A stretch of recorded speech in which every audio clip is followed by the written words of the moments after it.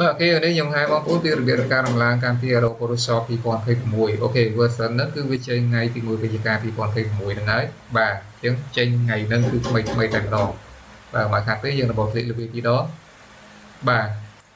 អញ្ចឹងការរំឡើងនេះបើកអ៊ីនធឺណិតបើកអីទាំងអស់គ្រប់បែបយ៉ាងទាំងអស់ដូចគ្នាបើកតាំងពី antivirus ទៀតអូខេអញ្ចឹងយើងអាចចូលមើលបាន antivirus គឺឡើងពណ៌ខៀវអញ្ចឹងវាថាវាបើកហើយអូខេអ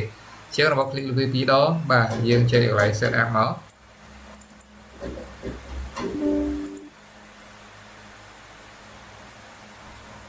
បាទតមកយើងរើសភាសាបាទយក English International បាទចេះ continue មកបាទនេះវាធ្វើការរំឡើងឲ្យយើងវាថាលឿនឬក៏យឺតវាអាស្រ័យលើកម្មវិធីនឹងដែរទេអូខេឬក៏អាស្រ័យលើកុំព្យូទ័របងប្អូនធំឬក៏តូចផងដែរ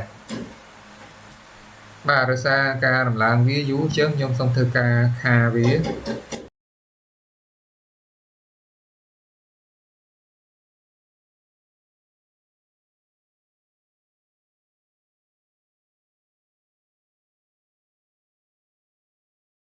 បាទអូខេឥឡូវវាចប់ហើយអញ្ចឹងយើងចេញ close មកបាទបាទអូខេឥឡូវបន្ទាប់ពីយើងធ្វើការម្លងហើយអញ្ចឹងយើងចាប់ដើមបើកមកចូល start ម្ដងវាយ Photoshop មកបាទនេះគឺជា interface របស់វាគឺវាលក្ខណៈបែបហ្នឹងបាទអញ្ចឹងមានថាវាចេញមកវារៀងស្អាត clean អូខេអញ្ចឹងជា intro end មកយើងបង្កើត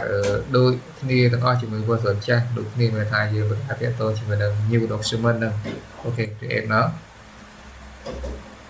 បាទនេះគឺជា interface របស់ Adobe Photoshop 2021បាទអរគុណសម្រាប់ការបង្ហាញរបស់ខ្ញុំ